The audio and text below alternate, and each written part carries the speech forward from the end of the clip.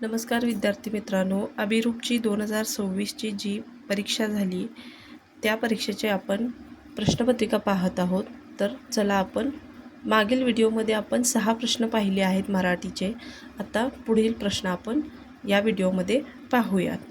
तर प्रश्न क्रमांक 7साठी व 9साठी सूचना. खालील कविता काळजीपूर्वक वाचा व त्याखालील प्रश्नांची उत्तरे पर्यायातून निवडा.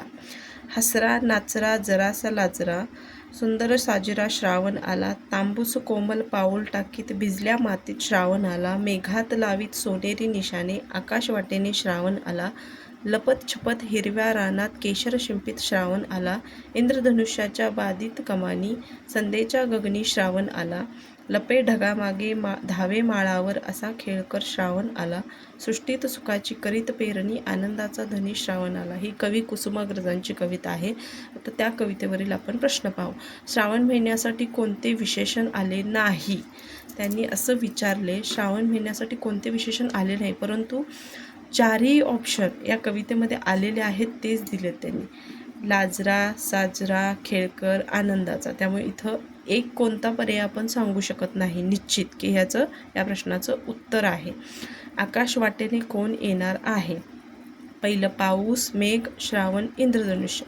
कवी कुसुमाग्रजांची श्रावणावरची कविता आहे, त्यामुळं श्रावण हा 3 पर्याय क्रमांक बरोबर आहे. कोणत्या पर्यायातील शब्दाचा समानार्थी शब्द वरील कवितेत आला आहे? पर्जन्य. पावसाशी श्रावणाशी रिलेटेड असल्यामुळे काय पर्जन्य हा शब्द येतो. आमचा राम नेहमी चित्र काढीत असे. दिलेल्या वाक्याचा काळ ओळखा. भविष्यकाळ, भूतकाळ, वर्तमान काळ, साधा काळ. भूतकाळ हे या प्रश्नाचं उत्तर आहे. हरिणासारखे डोळे असणारी या शब्दसमूहाबद्दल एक शब्द पर्यायातून निवडा.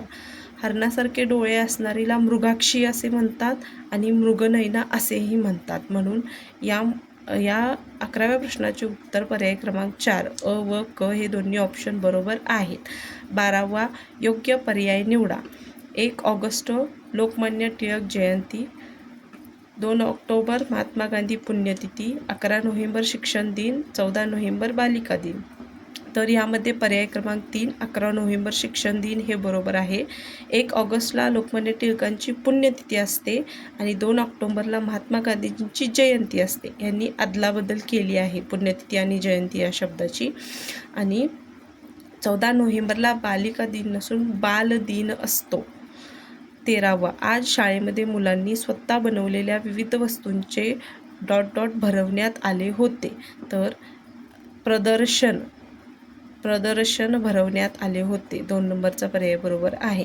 14वा शेजारील चौकटीतील अक्षरापासून योग्य म्हण तयार केल्यास त्या म्हणीतील 4थ्या व 6व्या अक्षरापासून तयार होणारा शब्द कोणता असं सांगितले. तर यामध्ये म्हण अशी तयार होते की चोराच्या मनात चांदणे, त्याच्यापासून 4थ्या आणि 6व्या अक्षरापासून मत हा शब्द तयार होतो.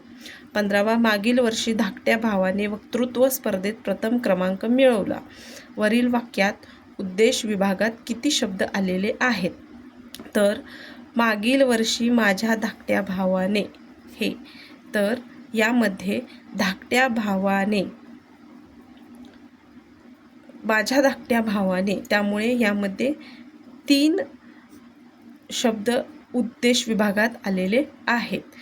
खालीलपैकी जोड शब्द नसलेला पर्याय निवडा. पर्याय क्रमांक 1 जीवजंतू, 2 दाना गोटा, 3 रोकठोक, 4 दोरा धागा. दोरा धागा हा जोड शब्द नसलेला हा या प्रश्नाचं उत्तर आहे. चला आपण उर्वरित प्रश्न हे पुढील व्हिडिओमध्ये पाहूया. तोपर्यंत माझ्या चॅनलला सबस्क्राईब करा, लाईक करा आणि जास्तीत जास्त लोकांना शेअर करा.